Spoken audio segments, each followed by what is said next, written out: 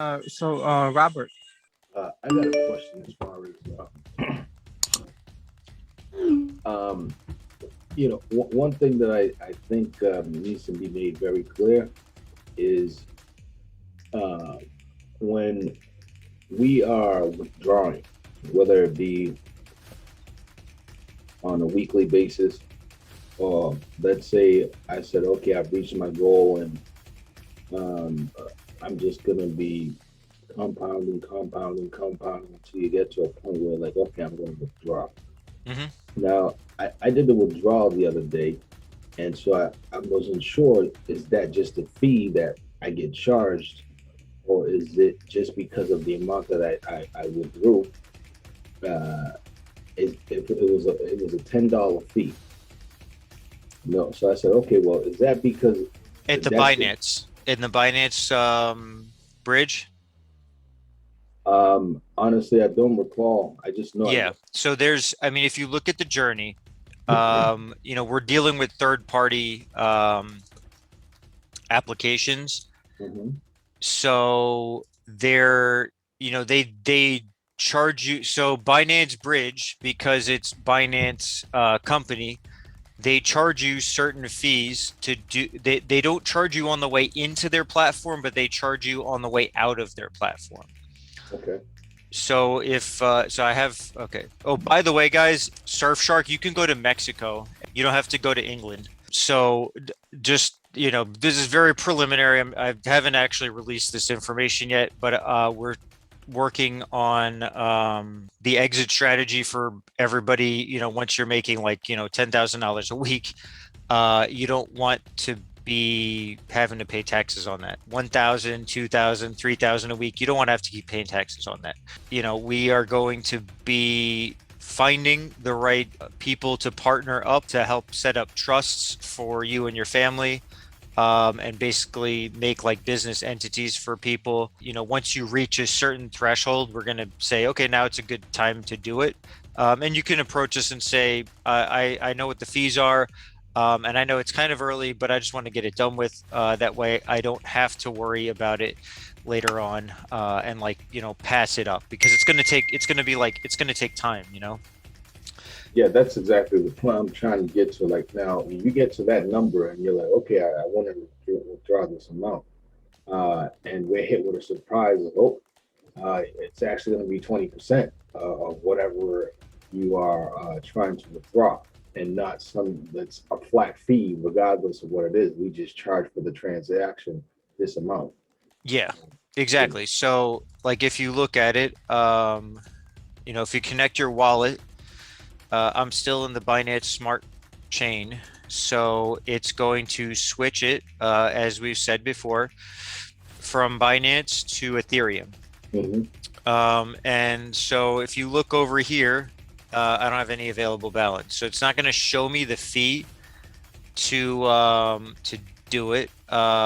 If we look at, let's actually look and see if I have anything else sitting.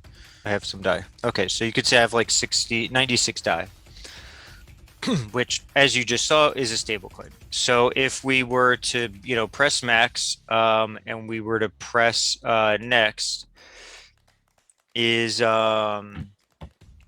can see that it's actually much less than some other things, but it's, the actual network fee is $15, so it's actually more than the $10 that you were talking about. So this is not my platform. So I was actually reviewing one footage that, like, the first video that I made, and it seemed like a really complicated process, right?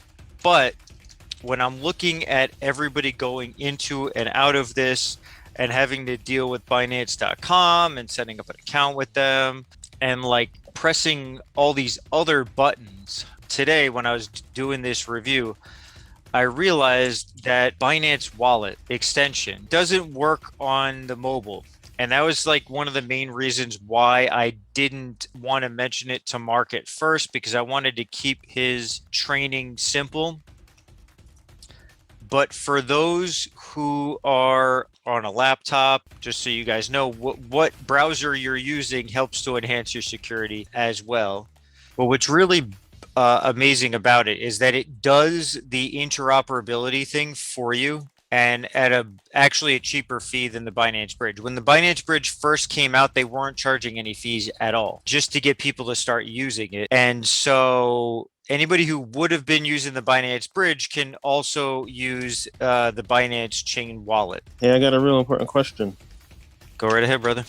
Uh, People that we are interested in joining, do we invite them to the Zoom calls or to the chat, or just give them Mark or Hassan's number? Please just put their name, number. You're not going to need to put the email address in there. Just the city region helps me know, like, kind of who the referral community is. Best time of day is not necessary, but if you put something in there, then it's going to say that you have to finish it up. Just say it's like 1 p.m. The reference, I have to update these. Investment experience, not necessary.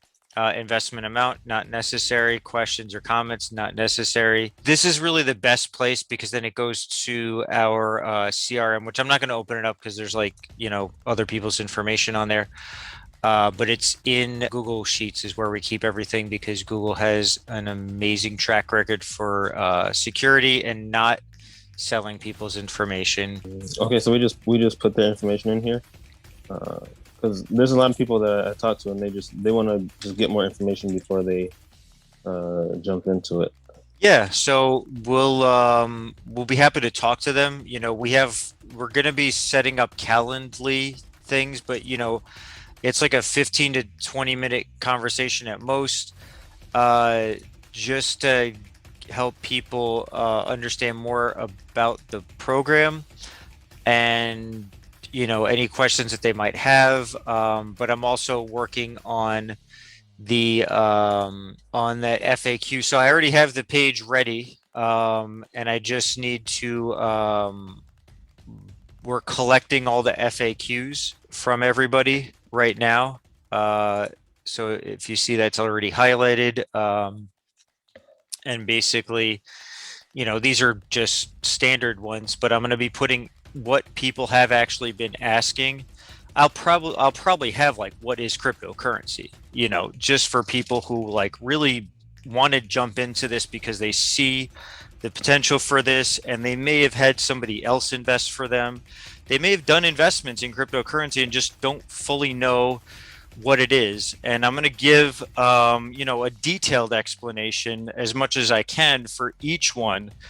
And then later we're going to have explainer videos for the more important concepts, which obviously the most important one is what's going on with this particular investment.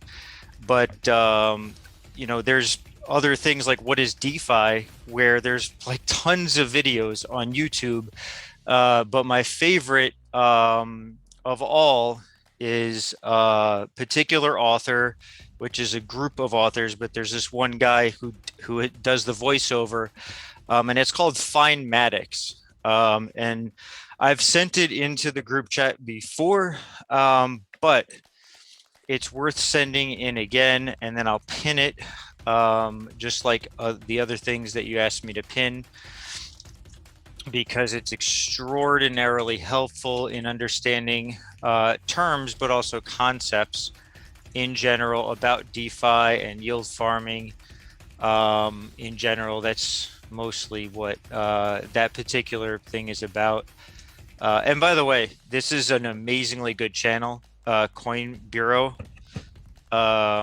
So I'm actually gonna, like, it's not like he's fun to watch, but he genuinely cares about people, like genuinely cares about people, and covers a lot of really important stuff, including current events, in a very educational way. His research team, I think, is better than I forget his name, but he's, like, more of a sensational type of person, and I just don't trust people that give price predictions.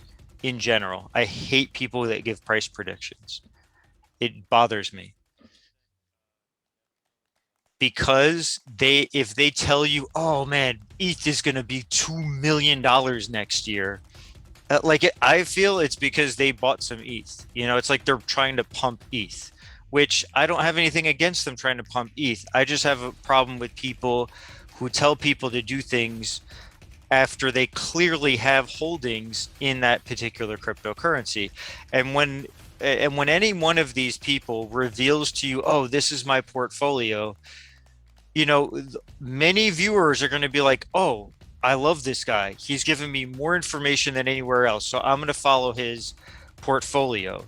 And that's horrible investment advice, even though they're not, they have a whole disclosure that this is not investment advice. Don't follow what I do, blah, blah, blah, blah, blah, blah, blah. And even he does that, but he's really informative and trying to help people navigate crypto in a safe way and from a strategic point of view. Guys, whatever you do, try to always have strategy and planning before you do anything. Don't go into anything because of emotions. That's like the number one profit killer, and what will take money out of you is following your emotions, your nuffs. Like if you just look, I just want to show you real quick before we finish this session. Where are we? Like I just want to follow like this exact chart, right? So let's just say you bought Binance coin, right? At, you know, or let's say you were like, okay, Binance is going up, Binance is going up. So you bought it like right before the peak at 297, right? And then you were like, oh no, it's going down, it's going down. So then you sold at 295. Okay, you only lost $2, but you also had to pay transaction fees, okay? And then you see it going up, going up, going up. So you're like, oh, it's the second dip, and now it's past that second dip. Now it's definitely going up. Okay, so now you buy it at 304, right? And then you're like, oh, it's going up, it's going up, it's going up. Let's just say you happen to sell it over here because you're like, man, I already made like, $3 profit, or will be like 1% profit. Or let's say you sold it here, which is like $6. What do we see? 304. Let's say you happen to sell it over here because you're like, man, this is definitely my take profit. I've already made what do we say? 304 to 312. That's 8 divided by 3, that's 233. So that's like 2.3%. So that's pretty good profit for intraday trading, once a day. So let's say you caught that. That would be great, and then you're like, oh, I want some more action. And then you're like, okay, I'm going to buy at 304 again, right? So let's say you buy at 304 again, or let's say you buy at 300. You're like, man, it's going to go right back up. And then you see it going up and down and going up, and you're going down. You're like, oh man, I don't want to move. I don't want to lose anything. Okay.